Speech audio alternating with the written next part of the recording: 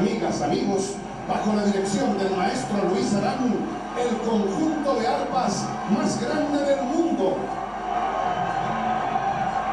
Aguardando a los artistas paraguayos que van a demostrar lo que ellos saben hacer. Muy lindo material, es el evento musical sin lugar a dudas del año. Total, 420 personas.